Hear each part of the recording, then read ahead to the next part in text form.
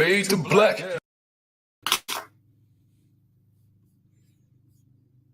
Good morning, everybody, for another edition of Legit Fantasy Football. Waiting for our host, our fearless host, King Mike L. King, it looks like you're in black right now. I don't know if the camera's working this morning. Maybe the coffee hasn't kicked in yet. Just had to get that camera switched, Brother Ray. Just had to get that camera switched. That's why I opened with you. Yeah, it's top of the morning. So, excuse me 1 second, Brother Ray. Hey, who'd you talk to? What's going on? It is me, Mike Lepre, King Mike L. This is Legit Fantasy Football Season 3, Volume 1. That's how long we've been doing it for Legit alone. It is June 5th, 2022. That is 06052022. It's Sunday morning, 11:06. I got to be honest, if I'm just being honest, it is by far the most difficult thing for me to do to get ready for this show. It's like I have to go to bed really early if I want to do this show because I'm old. Now, not to speak of old, but joining me as always, Brother Ray. What's up, Brother Ray? Welcome back. It's interesting. We're starting to talk about fantasy football and football in general. And, everybody's concentrating on summer and let's go to the beach and let's work on that tan, maybe get it to the gym, a couple of more bicep curls because we don't want to embarrass ourselves on the beach. But sun's out, guns out. But some of us, all we're thinking about is what leagues we lost in fantasy football last year and what we can do to completely destroy the competition. That's what this show is for. I'm with you. I'm with you because let me tell you something. Ever since I won that Legit Fantasy Football League, it's been a sticking reminder for everyone to make sure that you don't let the league jerk happen to win the league. Because then, in the wrong hands, right? In the wrong hands, power like that. I mean, have you seen the champ? You haven't even seen the champ's video he did yelling at Buddy where he's wearing mom's old bathrobe doing a wrestling promo. Oh, no, I missed that. Gosh. You might have to play that. Yeah, you might have to get to see that later. Jeez Louise. But speaking of wrestling robes, here he is. The Codfather, Mastradamus, M1, Matt. Makes me want to vomit. The only thing that gives me any sort of relief is beating Brother Ray twice in that league. And I know he remembers it and hates it and wants to skunk me this year because of it. And I anticipate the league. And I have a sour taste in my mouth. And every time I see the title slap the champ's shoulder, Dubs cry, baby. But I tell you, but it has worked because I've had people actually come up to me and ask me about the champ, and then I have to pretend like I don't know who he is, and that whole charade continues. But I've done that. I did that live. So, guys, since last we've spoken, we've planted a seed called Legit Fantasy Football, and then the Legit podcast grew out of that, along with like 4 or 5 other shows. So we're kind of like the forefathers of the Legit podcast game. Fantasy football is the Plymouth Rock upon which everything else stands. So getting ready for this season, this is what I wanted to talk about. Do you want to go over the teams, Brother Ray, and have a discussion on the three of us like we did last year on where we think those teams are going to be? Like, you want to do division by division and break teams down, or do you want to break the draft first? I'm going to let you pick because I know that I can go either way. Yeah, I mean, I can talk teams if you guys want to talk teams, but what I had prepared for today was I have a couple of guys earmarked this year that I really think are going to win championships this year and give people a leg up. So for our dedicated viewers that are tuning in this early, I'd like to give them those guys today and so that they can go into their drafts and just dominate. All right, how many do you have? I have about 9 guys I was going to talk about. Second-year players? It's combination of second year and sleeper types. I would love to hear this, Matt. How about you? Well, I mean, I got guys that will win championships also, but it's silly. I got guys. That's the only thing that really sucks about being on the radio show with you guys, because I'm gonna tell you my guys who I think are gems, and I often feel like I'm gonna be right, but value is where I'm at. Like, I can see guys going up high in terms of wide receivers, where I think their number 2 will be more valuable at the spot, that you can get like a Jalen Waddle over Tyreek Hill. And I think Jalen Waddle will provide much better dividends at a more consistent rate than a Tyreek Hill with a top pick. All right, but you're more draft strategy. Brother Ray's I am, but at the same time, it will change week by week. I would like to talk about teams, not necessarily about the drafts, but teams overall after the draft. Trey Lance is going to be a league winner this year. Once he gets the reins of the quarterback position in San Fran, they're always going to be a good team no matter what. But now he's got time and the tutelage under his belt to the point where it has to produce on the field, and he's going to get the opportunity. So I say put him on your roster somewhere. Like we said, it could be changing. We could have more reports. He's straight up the starter from week 1, and his stock will skyrocket. All right, well then let's hurt it this way. Brother Ray, give us your 9 guys. You have the floor. All right, yeah, let's start. We'll start with the running back position. 3 guys I wanted to talk about, and I'd like you guys to discuss as well. And a lot of times when you make these assessments, you have to look at it's not just about talent. A lot of times it's more about opportunity. These guys have shown the talent in the past, just haven't gotten the opportunity. So, guys, I would like to discuss in no particular order: Devin Singletary, Travis Etienne, and Cam Akers. All right. Let's start with NTN, because that one's, to me, the easiest one for me to understand with you. He should have been a number 1 last year, got hurt early in the season.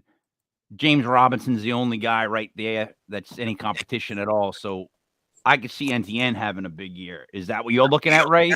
Or do you think that injury actually is going to slow him down? He'll still be good. I mean, he's coming off the injury, but Robinson's coming off a torn Achilles. So Etienne is already in shape. He's working out. He's going to be the starter from day 1. And we need to understand, too, he played, with Lawrence at Clemson. So there's familiarity there. He's going to catch a lot of balls out of the backfield, and we know how valuable that can be in PPR leagues. He's going to be the guy from the get, and that team is going to be a lot better than they were last year. That team has talent. They will be a lot better this year, and he's going to be the main beneficiary. So I think he's going to explode. It's going to take a while for Robinson to get back up to speed, coming off an Achilles. So yeah, I think opportunity, talent, it's there in Jacksonville. So Matt, you're a fan of Jacksonville. I think you'd lower the radio, Matt. The radio's too loud. It's funny you're talking about NTN, right? Because he did play with Lawrence at Clemson, and it just hit me so big, because I remember them talking about how they were going to use the playbook of Clemson in the NFL. And there's so much that Travis Etienne Jr. does that James Robinson cannot. So when that injury happened to the Jaguars last year, look at it as ripping pages out of a book. That was huge. Significant loss. I think the coach was the biggest problem, if we're going to be honest, with Jacksonville. I think the coach was an absolute 100%. Make it easy for the QB. Plays that you're normally doing, and have a guy do it, and you do it and feel for him. You do so much. But now you supplant him, James Robinson. Clearly not the running back Travis is. And if you look at Najee Harris, look at that this year from NTN, and you will be very happy with those statistics. All right. That's right. Give me Singletary, right? Oh, Devin Singletary. A lot of people are going to panic. A lot of rookies in drafts this year are going to be looking at Cook, looking at Bills drafting Cook and saying, "Oh, Cook's going to come got his in. Little brother. He's going to take the carries. He's, Dalvin's little brother. He's going to become the guy." He's not going to be the guy. Devin Singletary averaged over 5 yards a carry last year, and mind-numbingly enough, they didn't give him the ball. They kept trying to divvy up the carries in that backfield. He proved last year, especially at the end, when they gave him the ball, he was the best running back on that team. So a lot of people are going to reach for Cook this year. What about Moss? How this works. We know how this works. Singletary, third year in, he is going to be the beneficiary. He is going to be the guy to own in that backfield. And in that offense with Josh Allen, you want to have the number one running back in that backfield, and you're going to get him for cheap. Don't they have Moss as well, though? Yeah, but Moss he proved last year he was supposed to be the thumper. He's the guy that they've been trying to have be the number one guy for a couple of years now. It's not going to happen. When they were on the field, Singletary is by far the better running back. Again, over 5 yards per carry when he played, and he didn't play a lot. So this year, I think it's going to be Singletary and Cook. I think Moss takes a back seat, and Singletary is going to be the guy that you want to own. Matt, opinions? I agree and I disagree to a point, because I do believe Devin is the back to own in the backfield there. But if we've seen what they did last year, they transitioned into almost like a Kansas City offense to the point where they negate the run, and that they didn't even really use him. I remember games where he had like 5 carries for 70 yards and he never seen the ball again. And that is nice. It's sexy. A high-octane offense scores a lot of points. I think they're going to even be better this year. But there's so many backs, like you said, King. If you can get Devin Singletary late in a draft, sure. But it's not something I'm going to target early. Hope that it pays dividends. Okay, I'm moving over to Detroit for Cam Akers. Or no, is he in LA? I mean, he's in.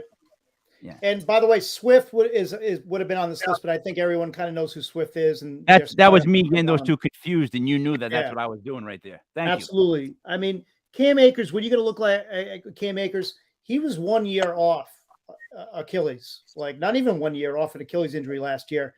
And on that offense, with that offensive line, he had like the third most red zone attempts of any running back in the entire league. And again, this is another team that kind of went to him late, but it was never really carved out. This year, he's walking in coming off a Super Bowl victory, 2 years off an injury. And I mean, the arrow is going through the ceiling. So again, you look at an offense like the Rams, you know how much they want to run. Sony Michel is in Miami. Okay. Cam Akers is the guy. He is the future. He is going to, double his carries from last year. That is scary. That's absolutely scary.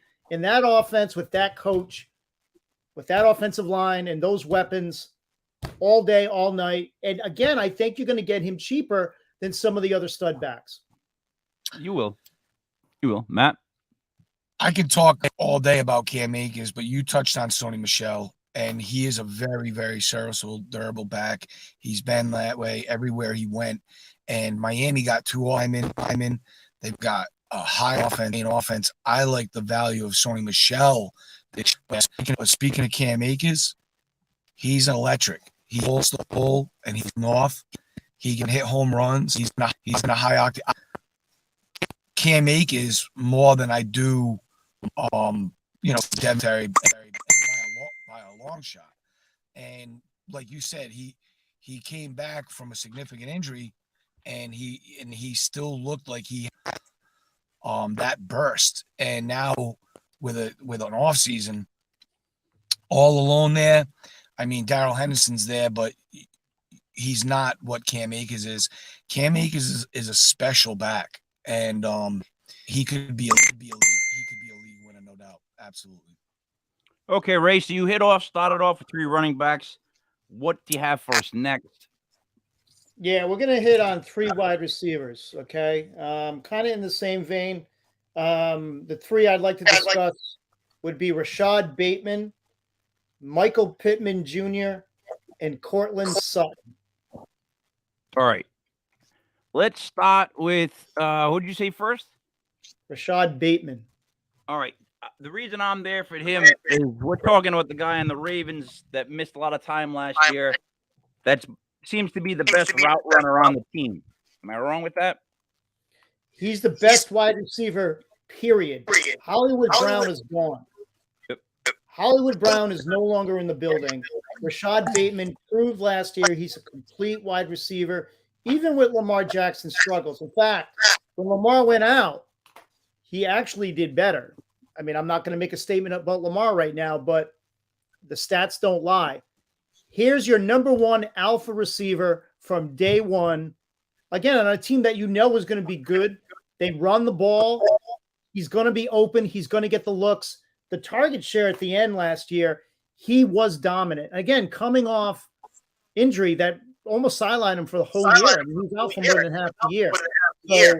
So for Ricky to come in and do that from day one on a team like the Ravens that doesn't put people in too quickly, they like to take their time with their rookies and kind of they have a process. But this kid is the star. You're going to get him for cheap because everyone's going to be scared of Lamar. But you have all those catches from Hollywood Brown. They have to go somewhere. All those yards, all those touchdowns. I agree.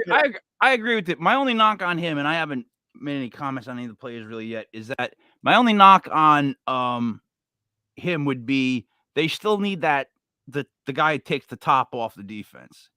They're gonna still need that other guy. He's a great route runner, right? But I actually think they're putting too much of a workload on him. Kind of like when they just had Hollywood Brown. Like, in other words, you need to have 2 receivers. You got to give him somebody.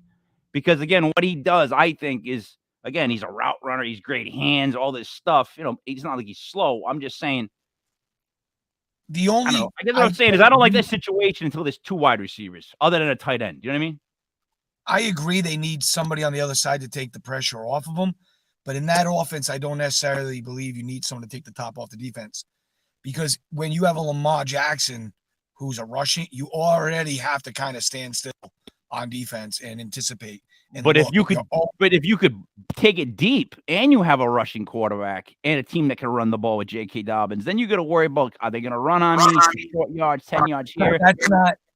I agree. But I'm saying that's not necessarily what you're looking at when you have a Russian quarterback. You're more or less focused on him almost anybody back there, because you're already at a standstill looking. Like, you'll probably see people play more zone against Lamar, because in zone you're looking at the QB. You have to look at they call it looking at the magician. He's got the magic wand, the ball, and with that you can hit people in the middle and zone and spot.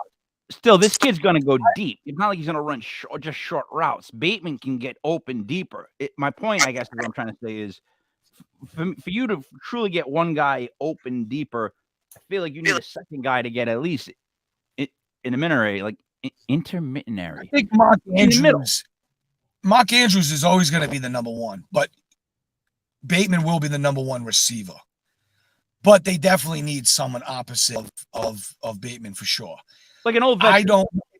It's funny because Lamar had an incredible second year, and I never thought he would transition well into the NFL from what he did from Louisville. He can't throw in space, but in the second year, he was actually throwing receivers open, and he stopped doing that. I don't think he reads defense as well. So I also think that's why Hollywood Brown was like, yeah. And it really sucks because, he would never see the contract that he feels he would be able to deserve. Imagine having to conform to that team and what they're expected. Hey, Lamar, I love you, but I need to go get 1,000. And it's funny because Hollywood Brown did actually make 1,000 yards, and how he did it in that offense is absolutely crazy. It's going to be tough. I wouldn't want to be a wide receiver in that offense. Right, Nick. Who was the second one you said before? The guy from before Sutton. Michael Pittman Jr. Michael Pittman Jr. with the Colts, correct? Yes. All right. What makes you think from last year to this year there's a big jump? Well, if you look at the end of the year, I mean, he was third in route participation in week 13 through the end of the season. And that was playing with a quarterback, let's be honest, and Carson Wentz, that really struggled at the end of the year. There's no more T.Y. Hilton. You have Matt Ryan now back in the fold, and we know how Matt Ryan likes those big wide receivers like a Julio. We know that's an upgrade at the quarterback position right there. And this kid, at the end of the year, he was 8th in target share. Again, another kid where the arrow is just pointing up. T.Y. Hilton probably not going to return. He hasn't been re-signed. There's nobody else on the team to challenge this kid for target share and opportunity. Let me say I agree with you on Michael Pittman Jr. Here's my issue. Getting excited about Matt Ryan as the quarterback is like Ray, mom telling us we're going to the park and we go to some place that just has like a bench and grass and old people. And that's it. That's the park. Like, oh, that's a park? Technically, that's a park. Oh, yay. That's how I am with Matt Ryan as a quarterback for the Colts. Oh, he's an upgrade of a Carson. No way. Yay. Fantasy football he is. Fantasy football he's an upgrade. That's you what look we're at talking their about. We're not talking about wins and losses. We're talking about fantasy football. He might fall apart this year. He might not even make the whole year, Matt Ryan. He just turned 60. You guys got to be easy with him. Julio Jones and Calvin Ridley were pretty good players with Matt Ryan. Pretty I know, good players. I'm more worried with Matt Ryan than I am Pittman Jr. by far. I'm a big fan and believer of Michael Pittman Jr., but he does have competition there with Zach Pascal and Paris Campbell. And Jack Doyle is always there, but anyway, I do believe Matt Ryan is going to make Pittman the focal point he deserves to be. He's very talented. And let's look at the competition that they play. Jaguars, Texans, and the Titans. And last I looked, the Titans are going to be struggling on offense, which is going to put pressure on that defense. So I love Matt Ryan. He's always been consistent. He might be the best quarterback in the South. Zach Pascal and Parrish have been there for what? Those two guys have been on. Not long. Paris Campbell was last year, and Zach Pascal 2-3 years. I had him 2 years ago. I know. Paris Campbell can't stay healthy. He was last year was his second year out of Ohio State. I had him 2 years ago. He can't stay on the field. I mean, this kid, Pittman, he took the job last year. He emerged as the number one. There was no question at the end of the year who the best receiver on that team was. And I love Zach Pascal. I think he's a great number 2. But if we're talking about opportunity, talent, and getting that true alpha, this kid, that's what this kid is. And you'll get him cheap. I get that. All right. Now, sell me on Cortland Sutton.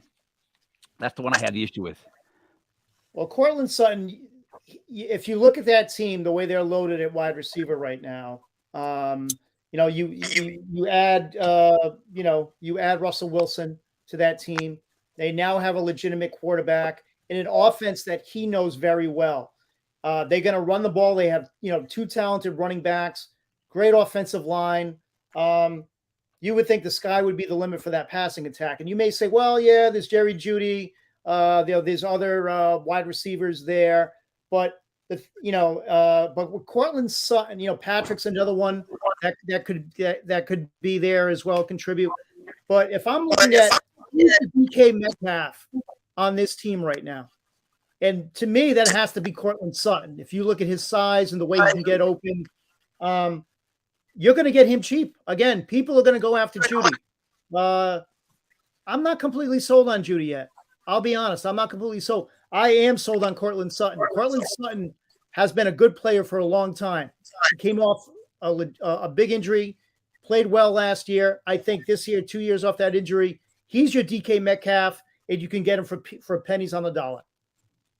Can I say something though? In the same breath, I think it's Jerry Jeudy's year this year. I think Jerry Jeudy is that good of a wide receiver, and I think this is finally the year that he gets that chance to put that all together. Like I will not lose faith in Jerry Jeudy. I would love to trade for Jerry Jeudy in a fantasy league. Like he's going to be a great wide receiver. See, right? I kind of move along like Brother Ray does, right? I got a few Jerry Jeudy rookie cards, really nice ones too, if he pans out. I haven't even seen the makings of that. Like, I haven't seen anything that makes me think that he's going to, and I do believe if he's going to break out, it's going to be with Russell Wilson and it'll be with this year.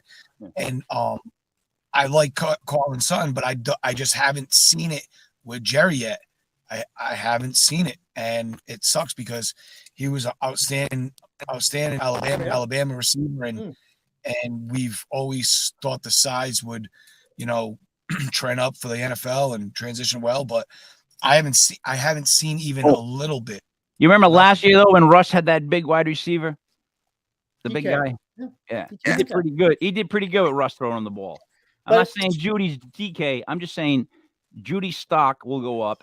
And Ray is right because Sutton's stock will also go up because if there's one receiver on that team that looks like the guy that Russell hit when he needs to hit him, it's Cortland Sutton. I just think Jeudy is like a could be a big time receiver if he gets going. That's what my thoughts. He does have all the talent, but he was the third best wide receiver on that team last year. Tim Patrick passed him. Tim Patrick and Sutton were the two top receivers on that team. Jeudy does have the talent. He's one of the best route runners to ever come out of Alabama. It takes a receivers 2 years, 3 years, right? It will be his third. That's usually the year. He could be. But I think you're going to get Jeudy a lot more expensive than Sutton. There is a picking on it, and Brother Ray just touched on it. The Broncos love Tim Patrick, and deservingly so. He's been very good, and he's a downfield guy. So if you're Jerry Jeudy, you really are behind Cortland Sutton and Tim Patrick right now. You are. There's a lot of wide receivers there, but he's got to earn his spot. Yeah. No, I'm with that. I'm just saying. I guess I'm going. Man, I got to keep muting you. I'm sorry. If I got to go by like superstar potential, I go with Jeudy. If I go by better value in the draft and any fantasy draft, of course, Sutton's going to end up getting probably much better value, unless people have completely written off Jeudy. Which, you know what, with the way people draft. Out of 12 guys in your league, you got to consider 4 of them to be whack jobs, and they're going to make really weird decisions in the first couple rounds. Probably more than that, but yeah. No, but you have to at least imagine 4 out of 12 of the people you are drafting with are going to make some dumb decisions in the first couple of rounds, and overvalue guys they really shouldn't. Now, Ray, you got 3 more guys left on this. You've done 3 running backs. You've done 3 wide receivers. Actually, I have 2 more. I want to touch on a tight end and a quarterback. And so 8 total then, Ray. 8 total, right? 8 total.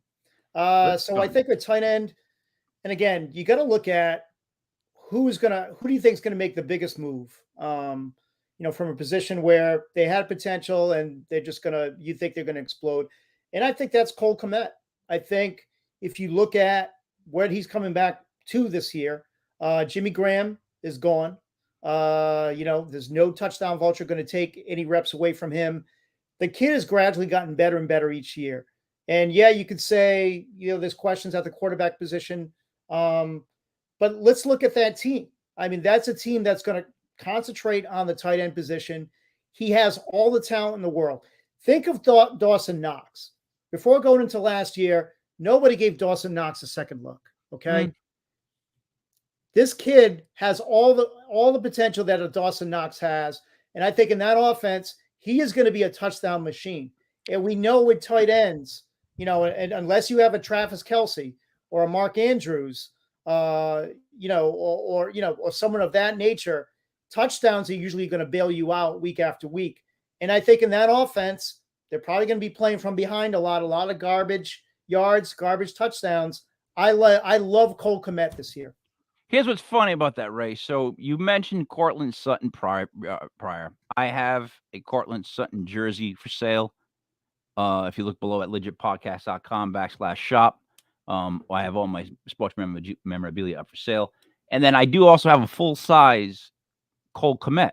Now, what's weird is the place that I usually win all my memorabilia ultimate autographs, is located right in Chicago.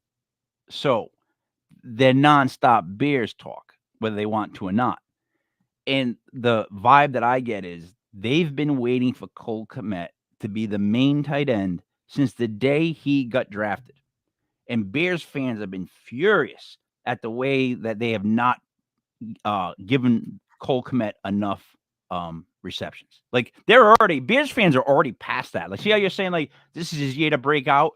In that area, they're like, if he doesn't break out this year, we revolt. Like, so I kind of have a little bit of inside info on that. And it's true. Like, so if you listen to some, how you listen to Areas podcast when it like comes to a certain area, we're going to tell you stuff about the Patriots that's just true that you might not find out someplace else. Just kind of like they're listening to the whole beat over there in Chicago. And Cole Kmet has been the name they've been saying since he came in the door. But will he put it together, right? Because he's in Chicago still. That's the problem. He still plays for that team. You know what I mean? That team, their quarterback, their whole situation there is not good. Opportunity. It's about fantasy football. Justin Fields is going to be playing a from behind script for the majority of the games. Someone's going to have to catch the ball. Someone's going to have to get the yards. Someone's going to have to get touchdowns, meaningless touchdowns. And if we're talking fantasy football, yeah, the team is a dumpster fire. We think on as far as wins and losses, but they're going to score fantasy points, and Justin Fields is going to need someone who's a security blanket. Robinson's long gone. Who else besides Cole Kmet? What running back out of the backfield do they have that's that will be good with receptions? Because that would be a secondary person to look up on that team, in my opinion. Like, who are their backs? Well, I think all of their backs can catch the ball out of the backfield. I don't think that's a problem. But in the end zone, as far as red zone targets, it should be Cole Kmet. It's Cole Kmet. Should be. All right, let's do the quarterback. All right, and I've talked about this guy before. And I think, you're going to get him cheaper too because everyone's going to panic about the draft. Guys, Marcus Mariota. Marcus Mariota is going to be a legitimate QB in this league this year, someone that you could get in the last round because no one's going to take a chance on him. They drafted Ritter in the draft, so everyone's going to say, well, Ritter's going to come in and take the job. That is not the case. Coach made that announcement as soon as they made the draft pick. Mariota, at the very least, is going to get you yardage on the ground. He's going to score in the red zone. And I think he's going to explode in this offense, an offense that he knows, an offense that he has played in. And he's had time to develop as a backup quarterback in this league. Whenever he's come in as a backup, he's excelled. I think if there was ever a time the light was going to go on, it's going to be right now in that offense. And I just like the way that offense is. They were very creative last year with not really good talent. They turned Patterson into an all-purpose Deebo Samuel type threat. I just love the arrow with this team. It's going up. They had a good draft. He's going to walk in at the very least. He's going to get you rushing yardage on the ground. All right, two things. One, when did we start pronouncing his name that way? I thought it was Mariota. Mariota. Okay. Potato, Mariota. All right, so this guy Mariotti that you think he's going to have a good year coming back, all right? Mariota. I don't think he's ever been good there, Maramusa. He's not the guy that I think they want, Maramusa.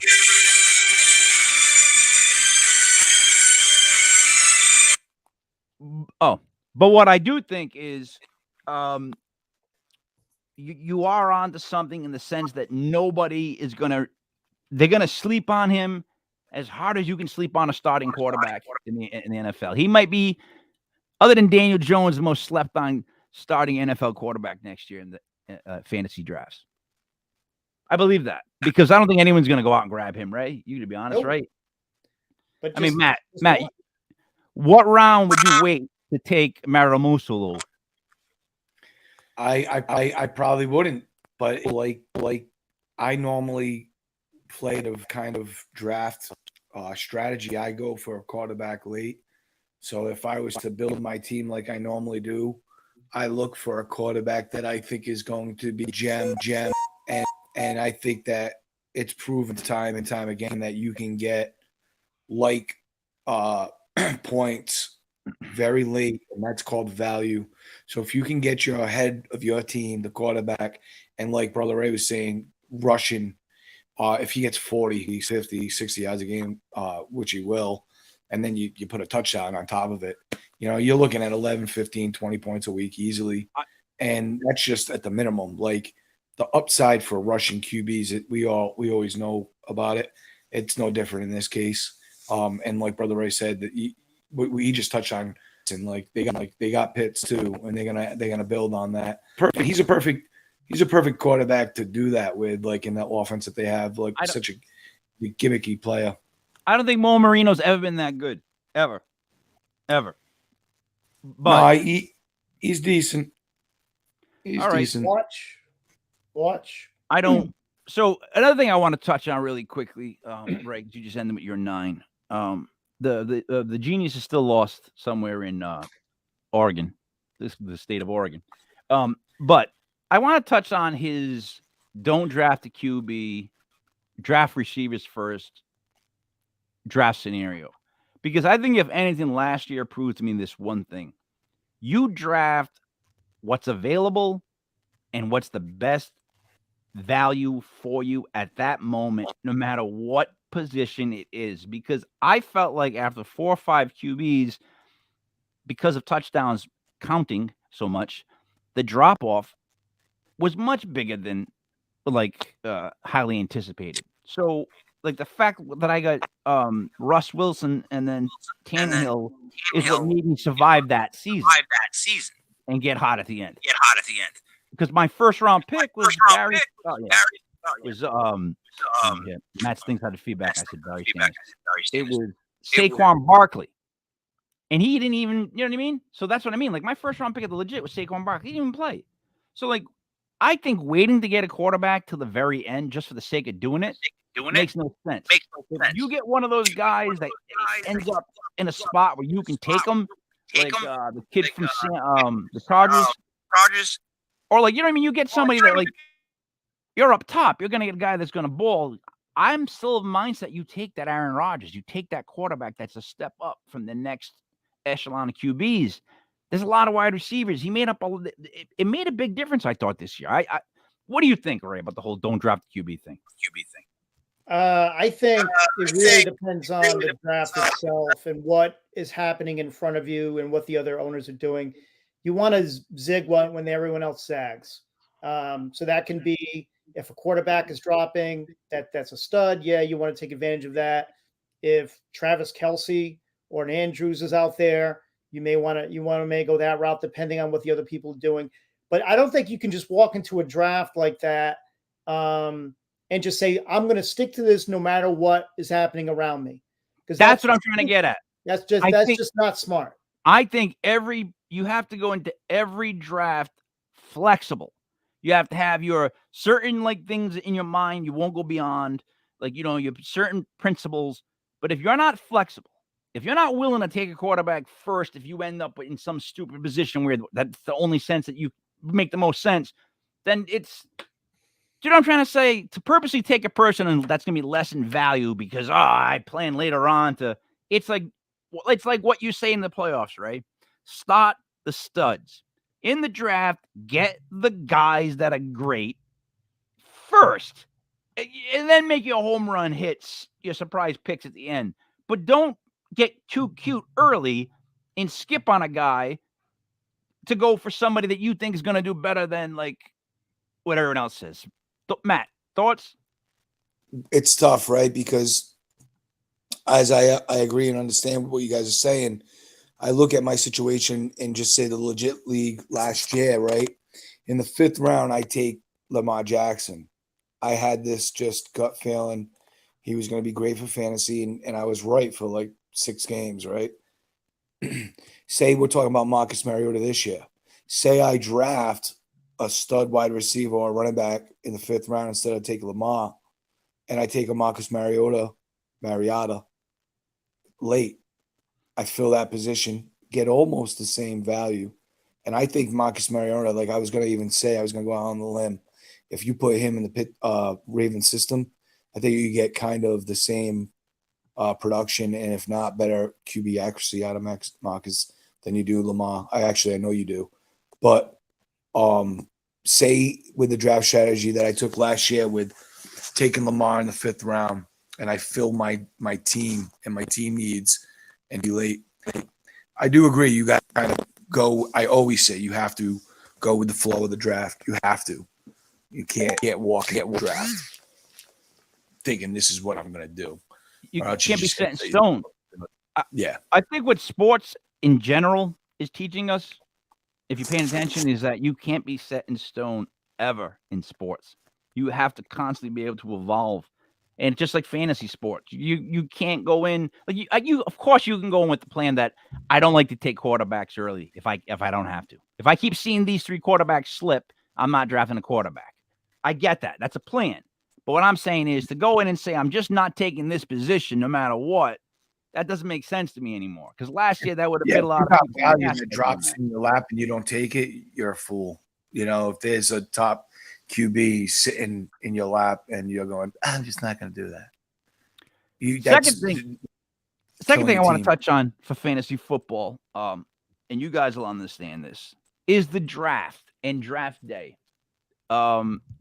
Ray, I want you to do I wish this year you could do a whole mini documentary on you getting ready for the fantasy draft. Like just show you doing the studying and then show you waking up in the morning and you're reading the paper early in the morning and you're circling guys. You know what I mean? The day of the draft, you're up early stretching, yawning, whatever. You're out for the jog, getting ready for the draft. You know what I mean? Like the whole thing with you. Yeah.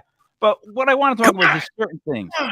Some people make draft picks so that the people in the room will tell them that they made a good draft pick. I'm going to say that that's a fact because I know that there's people like that. I just won't name their names, but they want to make a good draft pick so people will tell them, hey, that's a good draft pick. Agree or disagree? No, right? That's absolutely true. Yeah, someone, in that first round, like some of the guys I mentioned today, a lot of the guys I mentioned today, please don't take them in the first round. Like, let me get this clear right now to all our viewers. These are guys that you can get at a value. Not in the first round, probably not even in the second round. So you got to be smart and you got to build your team, and then you add these value picks. The drafts are not won in the first 2 or 3 rounds. The drafts, leagues are won. But if you blow it, with the first 2 or 3 rounds, if you completely whiff, you're in big trouble. You're behind the 8 ball. I don't know about that. You could have none of those 3 players ever play and still win. You can win a championship. But then I could also walk outside and have a gorilla fall out of the sky and kill me. That's the same logic. I selected auto select CJ Spiller one year, and I think my second round pick didn't even make it. And we're talking this like that, and it didn't look good. I still won the championship.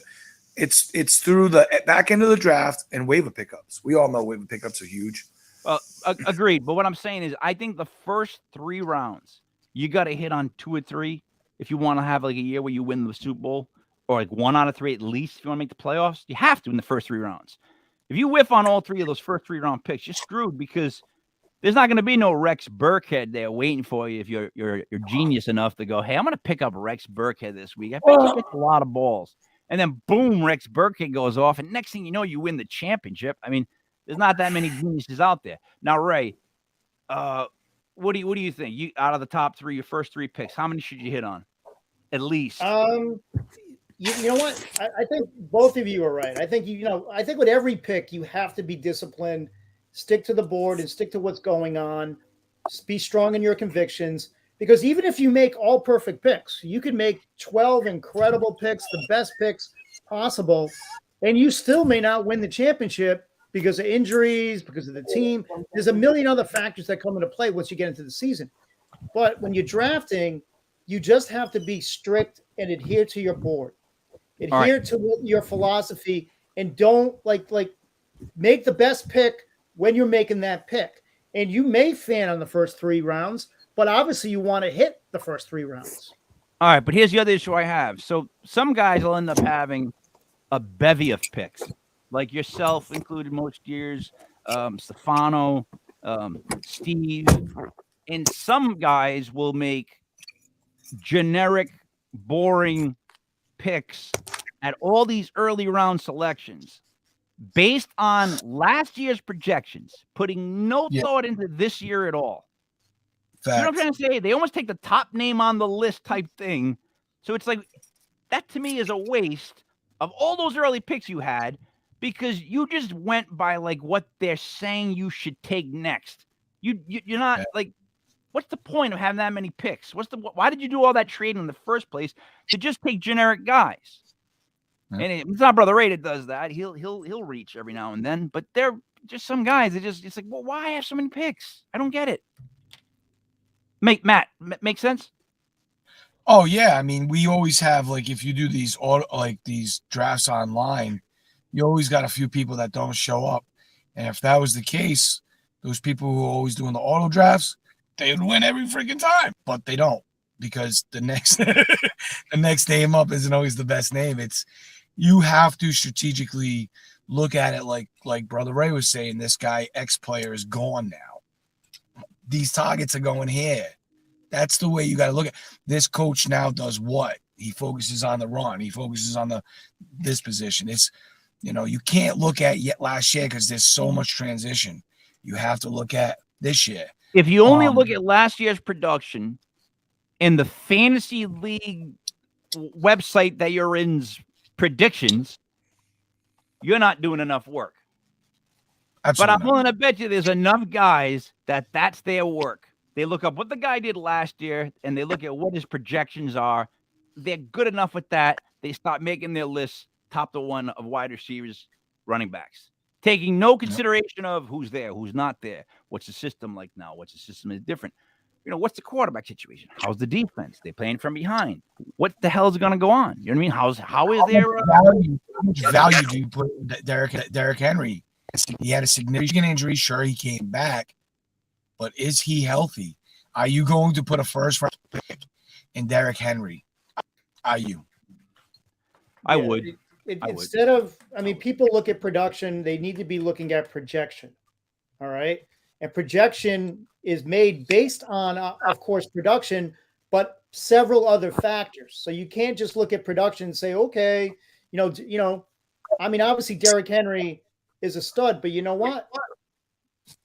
You can't go based on production. You got to look at projection, and there are a lot of other things that prove that. But not just what that website shows you as their predictions for projections. Hold on. You know what I mean? Speaking of that, Henry King, hold on. I don't mean to interrupt you, but I just started thinking about this.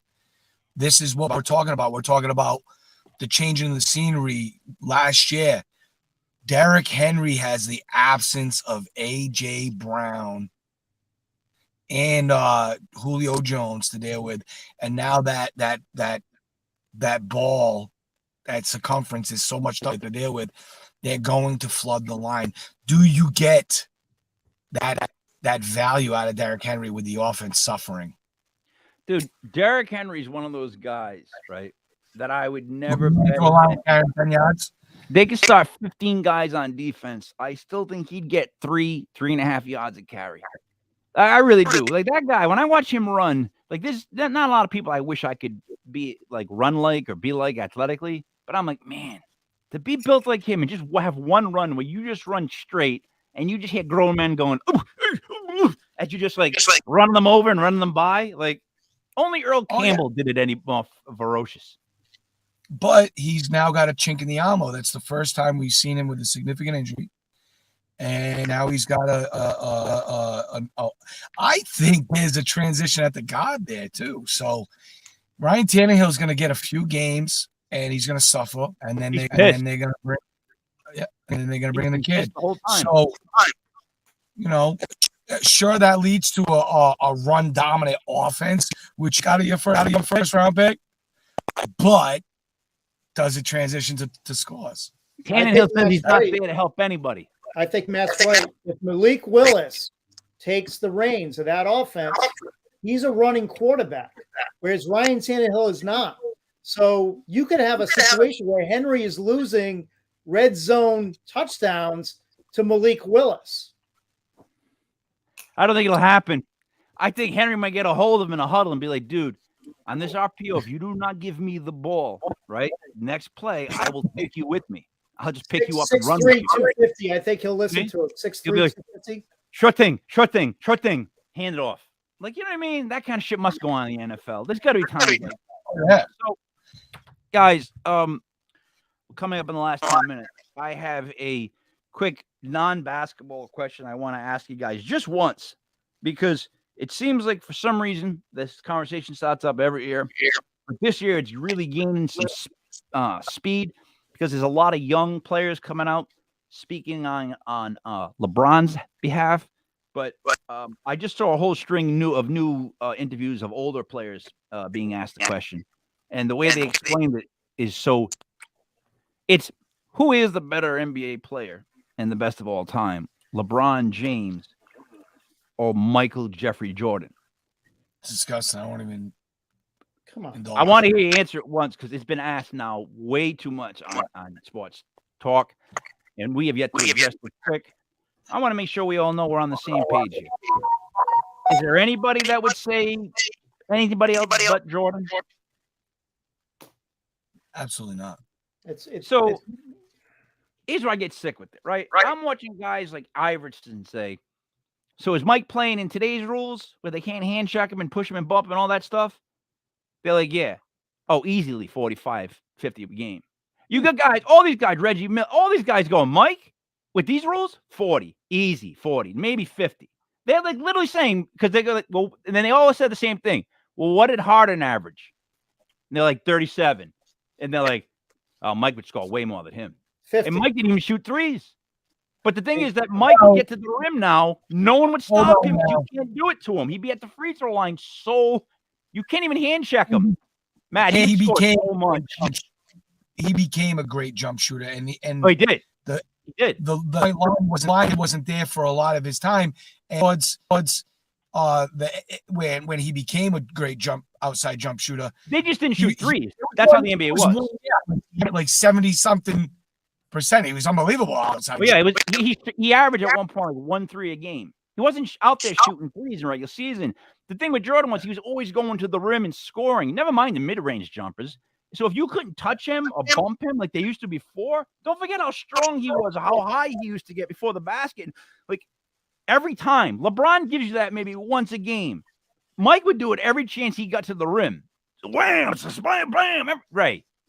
Plus, add if he was playing under the rules today, give them 3 more rings at least, because Detroit would have never ever been able to do to the Bulls what they did. I mean, they basically mugged him. They mugged him on a game by game basis. Take that away, 3 more rings. 6 times in the NBA Finals, 0 losses compared to the other guys. Right? He'd have 9 rings by now easily. If never been to a game 7 apparently. Right? Never been to a game 7. He's won everything before a game 7. That's crazy. I don't understand the comparison. That I don't understand. There was guys talking about how they were scared to go on the floor that day, like to meet him for the first time. How you're out there and you don't want to say anything. Like the best one was Reggie Miller in a preseason game. Started scoring on him early. He talked shit to him at halftime, and Jordan's looking at him.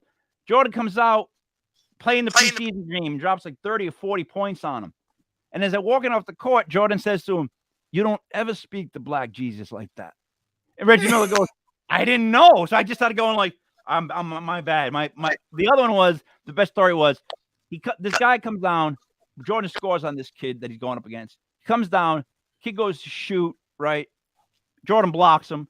Jordan comes back down, scores the kid fouls him, right? And I forget who's telling the story, but he's standing on the line. And Jordan looks at the guy and goes, before he shoots the free throw, he goes, "You know what? You should take my damn shoes off." He's like, "You're so bad." And then shot. And the other guy's like, "What the fuck? What do you mean take his shoes off? Why would he go take his shoes off?" Then he realized the guy was wearing Jordans. The guy he was schooling was wearing his sneakers. So before a free throw, he told him to go take his sneakers off. There's a good Kevin Garnett story, too, when Kevin was a rookie with the Wolves. There's another player on the team who's really good. J.R. Ryder. They're J.R. beating Ryder. It Chicago. was Isaiah Ryder. Unbelievable. They're beating Chicago. And so Garnett starts talking trash. Yeah, you get it. You take it to him. You got him. And then the guy's like, whoa, no, take it easy. Like, He's like, no, you got it. We got this. Jordan stopped at one point. He said, looked at the veteran player, was like, is that how it's going to be? Yeah, J.R. Ryder. And he scored like 30 points in the second half. He was so Garnett's on the bench going, sorry, man. Sorry. My bad. Sorry. He said, don't ever talk to a guy I'm playing ever again. Ever. Anybody that I'm playing, don't ever talk to them again. Dude, I'm just saying, like, we got to call as we got to call. Like, you know, legit podcast, legit fantasy sports. We got to stand up for this. Like, it got too ridiculous because it was almost – worst part is then they got reaction videos of LeBron fans watching Michael Jordan highlights for the first time. And it's like, kid, you look like you're over 18. You mean you've been playing basketball, watching LeBron your whole life? You've never seen Michael Jordan highlights? And you were born with the internet? Are you kidding me? Like, that doesn't even count as a basketball fan. If you're a boxing fan, Ray, like we're boxing fans, the three of us, we like to go back through time through old fights. There's nothing better than to do that. It's more fun than going forward sometimes. So what the hell is up? How do you not know Jordan if you know LeBron? I digress. Ray, give me really quick 2 teams you think might be the shockers this year. Surprise playoff teams. They may not win the whole thing, but give me an NFC, AFC team you think that you think, oh, this is a year they're going to be different than the last couple of years. And if you want to second the guess, I'll give Matt first, but you can go ahead first, Ray. I'll give you one NFC team right now. NFC, AFC. That I really like, and I think a lot of people are going to be down on them. I'm going to say the New Orleans Saints. I think if they have some consistency at the quarterback position this year, he comes back healthy. They added some weapons at the wide receiver position. They get Michael Thomas back, Jarvis Landry on that team. They drafted the kid from Ohio State with their number 1 pick. They have a solid defense. It's a new coach who's been there. He's not brand new. He's been in the building for several years. That defense is top 5 defense in the league. You know they can run the ball if Kamara doesn't get suspended. That's a team I think could walk out of the South and win that division. All right, and then Ray, you got an AFC team to look out for, or I'll let Matt go first. Let me think. Matty, you got an AFC or an NFC team to look out for? I got both of my teams locked, loaded, and ready to go. You want NFC or AFC? Go ahead. You first. Whatever you want. I think my AFC Titan, and I've been saying this, is the Miami Dolphins. I think that the Bills, I think they control the division, and I think that they go on such a long run to start the year that we start to take them very seriously as a player in the AFC East. I don't think that they're a sleeper. I think they come in ripping and romping. And my NFC is the Vikings. How do you have DJ Chalk DJ Chalk as your number 3 and Dalvin Cook as your running back? This league is transitioning into a score. And we know that the Vikings, Kirk Cousins got to fend off Kellen Mond. I think he does. I think he continues to put up fantasy numbers like we've always seen. And with DJ Chalk as your number 3, it's huge. So stop him. Try it. And I think those are really good teams. The other team in the AFC I would have to say, because I don't see anything wrong with them, is the Denver Broncos. Yeah. I think that's a team that's solid now at every single position on the field. I mean, their defense, again, another top 5 defense. No major changes there. Offense should be a lot better with Russell Wilson in the fold. Great offensive line, 2 great running backs, loaded at the wide receiver position. I know they lost their tight end in that Seattle trade, but Albert O is going to be a sleeper tight end this year. He comes back healthy. There's not a lot not to like. I mean, what can you not like with that team? I mean, they're solid everywhere. So let me give you my 2. The Broncos were going to be my 1A, 1B of the East, but instead of them, I'll go with the other team. I think this is the year the Patriots win the division with Mr. Mac Jones here on his supernatural rookie. They will win the AFC East. The Patriots were really good last year for what he had going on. He's going to make them better. That kid's going to settle in one more year. They're going to win that division. The Patriots are going to be the biggest surprise out of the AFC. In the NFC, there's no way, no how I am not saying the New York Football Giants, because I am guaranteeing that the Giants will be better this year. Just the fact that they kept that kid Davis Webb as like a QB, like to hang out with Daniel Jones. Just the fact that Dayball's got it right, the offensive coordinator's got it correct. Shane has just shown that he knows how to run a business and he knows what football is supposed to be in 2022. You know what I mean? They added Evan Neal, who like they were asking one of the veteran offensive linemen, like what do you think of Evan Neal? And he's like, he's massive. He's absolutely massive. He goes, once he gets his hands on you, he's like, I don't care who you are in this league, you will not be able to get away from him. Because he's like 6'7", 6'8", or whatever. He's 3 chains. Like, so Evan Neal is going to be a great right tackle. He's just got to learn, I guess, getting used to the backpedaling again because he played left tackle last year.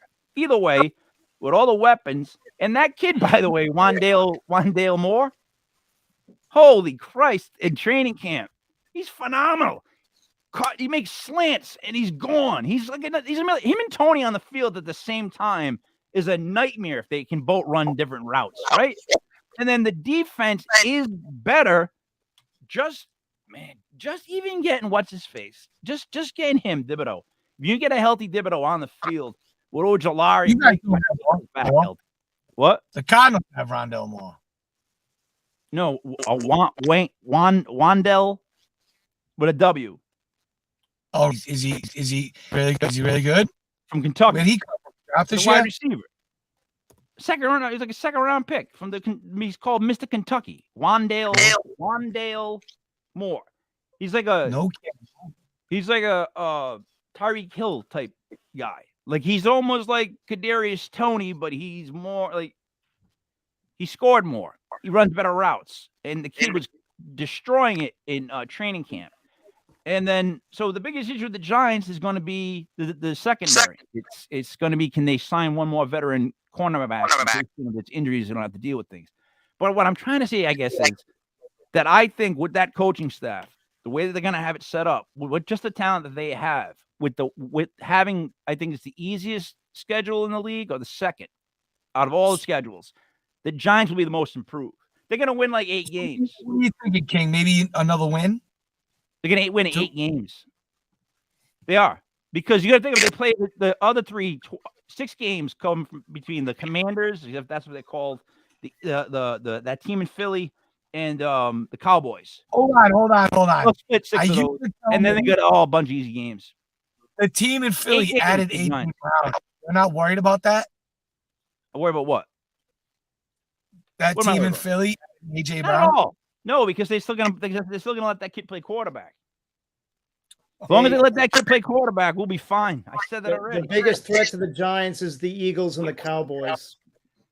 I think it's the Commanders, and I've been saying that all along. I think it's the flip-flop. I think the Eagles and the Cowboys end up in the bottom of the division, and if the Commanders can get the quarterback position anywhere near straight at any point, they've got all the tools on defense and offense line to back to be a great team, too, with a great coach.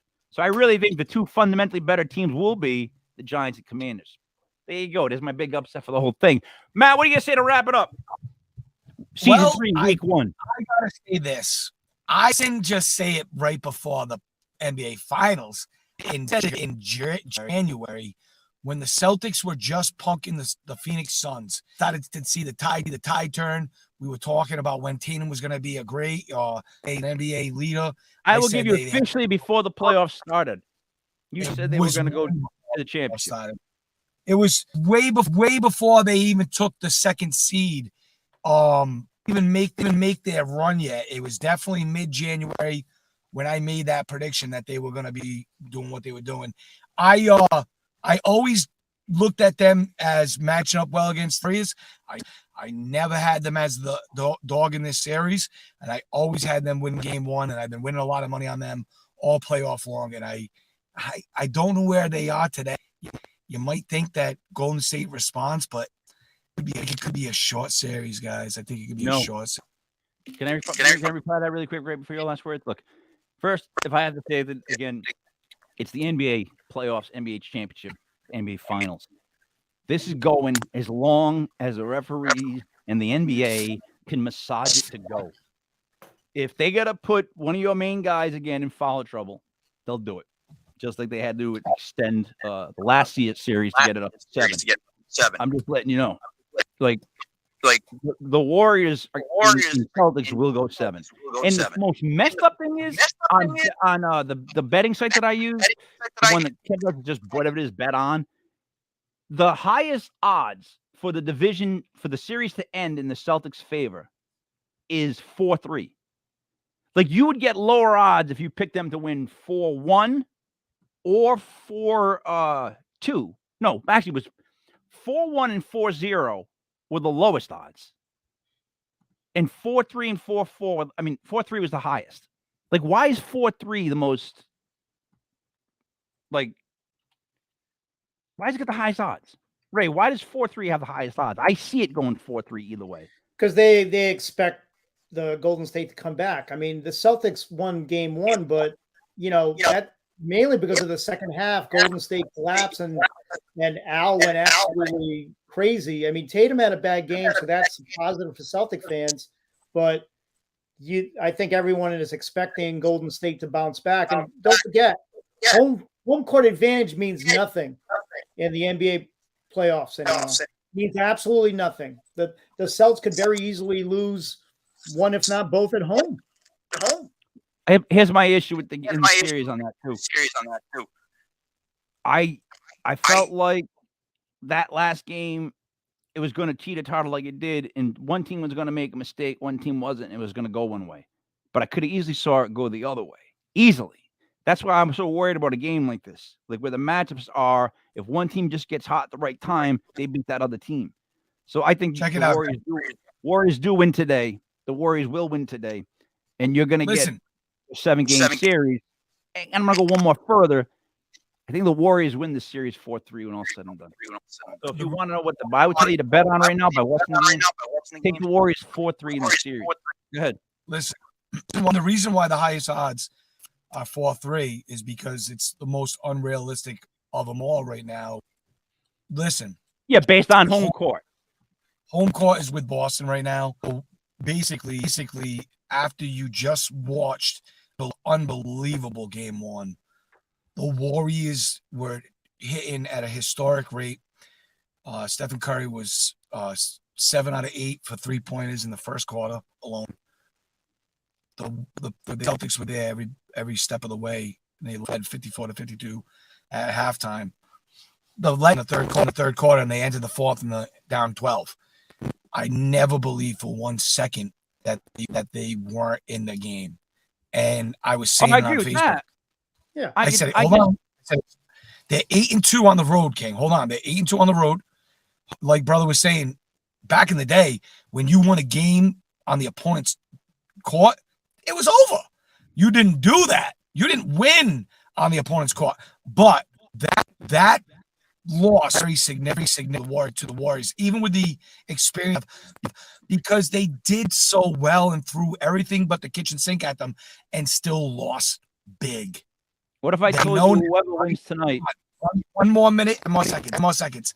The fact that they double teamed Jason Tatum and he had a 3 for 17 output. Now with the other guys for the Celtics doing what they now have to lessen up the double teams on Tatum. Expect for a big night for Tatum. They can't go with that game plan that they did in game 1. So Ray, what if I told you whoever wins tonight wins the series? Yeah, I mean, I understand what Matt's saying, but he's got to understand that Golden State has been shooting like that all year. Like that's not a fluke. That's what they do. They just come out, they take more shots than anyone else, and they usually hit more shots than anyone else. I think whoever wins tonight, again, I think it's going to go either way. I still don't know who's going to win this thing. I mean, Celtics got game 1. That's great, but I don't think that's going to deter Golden State at all. Let me ask you this. So far, which team throughout the playoffs has been depending on people that don't usually produce at the level they're producing more. Celtics awards. That's the Celtics, easy, right? They've had guys, all kinds of guys step up. What happens when those guys, though, can't step up for a game? Or they don't step up?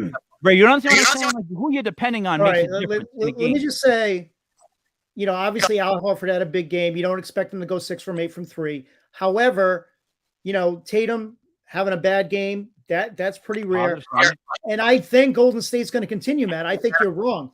I think it did work, and I think they're going to continue doing that again because they know Al Horford's not going to go 6 from 8 from 3-point land. I take Tatum out of the game. Bill Belichick, right? What would he do? He would go right at Jason Tatum. Let Horford beat us again. I'm going to tell you on why the Warriors lost that game. Is he talking? Oh, wait a minute. You're muted, Matt. Matt, you're muted. Did you unmute yourself? No, don't touch it. You did it again. Don't touch it. There you go. Here's an inside scoop on why the Warriors really lost that game. All right. Stephen Curry was so hot. Steve Kerr sat him coming out the second half, but God knows why, and allowed them to come back into the game. But we here. The Warriors are 17th in rebounding. And the reason why I think that the Celtics would have had bigger matchup problems against the Pirates than they did against the Warriors is because of the size and the physicality. And I think that's what you can see in the first quarter, first half, and the shooting. I do believe Brother Ray's right. They high rates like that all the time, but then it plateaued. And the reason why is the defense of the and the nerve. Like listen, when I watched that game and the first 2 free throw shots of Jay clunk, you knew that kid was nervous. And then his team picked him up. You see Jason Tatum having another performance like that. And I do believe that the pressure is now on Golden State with the defense is number 1 with the Celtics compared to the Warriors have a decent defense. The Celtics have an elite defense.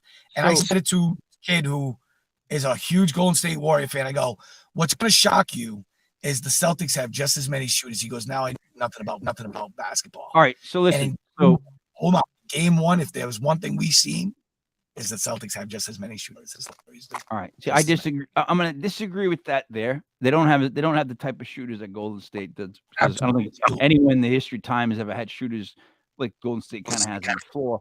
And secondly, as a person who's coached basketball, played basketball, understands the game, everything about it, I would go back in the locker room and say to my team, you're doubling him again next game. Let Al Horford beat us again. That's all I would say to the guys. Because let Al Horford shoot another 6 for 8 from threes. We're doubling Tatum. Defend. He's a liability. Curry's a liability. Have Draymond. And the thing is Boston has defense at players at every position. Jaylen Brown, but he's still decent. They have the defense, and they shooters have the shooters. The reason why they have the shooters is they play with spacing. The spacing that they have is second to none, and they get the ball. And that was the best thing that Tatum did. Is he was like 2 years ago, last year, Brown and Tatum are shooting through the double team. And they continue. At least he noticed it, and he passed the ball. And when you got the secondary, now you got to respect them. Have to, or they will. They'll burn you. Did Matt say 2 years ago last year? Right. What's that? Exact words 2 years ago last year. If you go back and you look at the recording at 1 hour and 13 minutes, I think Matt said 2 years ago last year. No, 2 years ago, all last year. They would have lost that game. Last year. I was like, holy shit, years ago and back. Guys, they would have been doing the same thing they always did. We're gonna break them up. They wanted to keep shooting through the double team. They wanted to, Brown and Tatum. But guys, this was week 1 of season 3 for Legit Fantasy Football. Matt likes the Celtics. Raymond gave you some fantasy players to target in later rounds of the draft. We are just getting going. We will start the breakdown of the teams soon, the divisions, and then eventually you'll be getting our predictions. So, thank you guys again for everyone that's listening to us. Jesus Christ, the Legit Podcast Instagram account went up to 2,000. The goddamn TikTok one's up to about almost 2,000. I'm getting like 500 people looking at videos of our TikTok stuff. The paranormal's helping us out with that, but it's spreading all across the board. So that's why I want to thank everybody. This is the bedrock of the Legit Podcast. This is Plymouth Rock. This is where it all started. This is the Alpha, the Omega. So for the Codfather M1 Mashadamas, Matt, Brother Ray, it's me, Mike, King Mike L. This is Legit Fantasy Football from legitpodcast.com. Thank you so much for watching. Tonight at 7:05, it's a Legit Paranormal. We'll see you then. Good night. Oh, good.